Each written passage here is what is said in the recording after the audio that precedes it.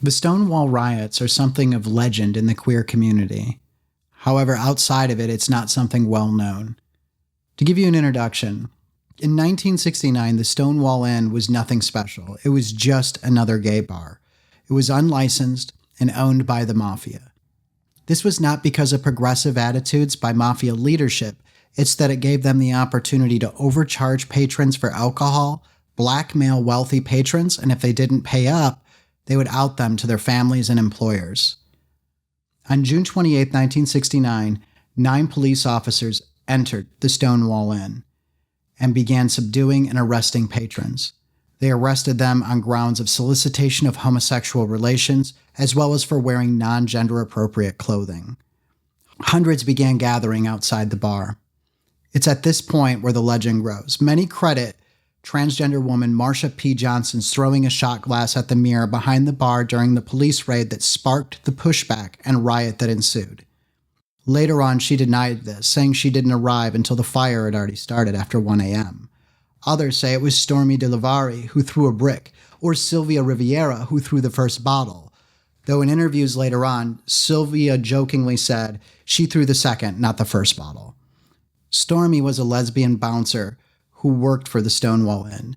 She is alleged to have physically resisted the police and yelled at the crowd to do something while she fought the police. The 9 police officers at this point retreated and locked themselves inside the Stonewall Inn to keep away from the crowd. The Stonewall Inn then caught on fire, and the crowd grew into the thousands. The crowd began singing and dancing, as well as chanting, "Pay them off," in reference to the mafia allegedly failing to pay off the police. The police responded in force, and as the riot then continued, the police were able to gain the upper hand, and the crowd dispersed. However, the riots themselves did not end until July 1st. Media coverage was very similar.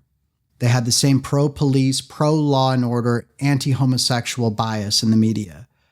There were some newspapers who started asking other questions. It was in this space that the Gay Liberation Front formed and organized the first gay pride parades on the 1-year anniversary, June 28, 1970. Simultaneous pride events were held in New York, San Francisco, and Los Angeles. To be sure, Stonewall was not the first American protest for LGBTQ rights. Press coverage and the personalities of those who were at Stonewall, as well as tactics by police, created the dialogue we are still having today. The LGBTQ movement was now in motion, and it would not stop pushing for equal rights under the law. So what does this mean for us today? The exact events at Stonewall and the order in which they occurred, who threw a bottle, who threw a brick or a shot glass, or who fought the police is not what was important. What is important is a campaign for human rights gained traction because of whatever happened on June 28, 1969. And today, if you want to be an ally, there are things you can do. You can write your representative. If that's not something you feel comfortable with, that's okay. Attend a local pride event.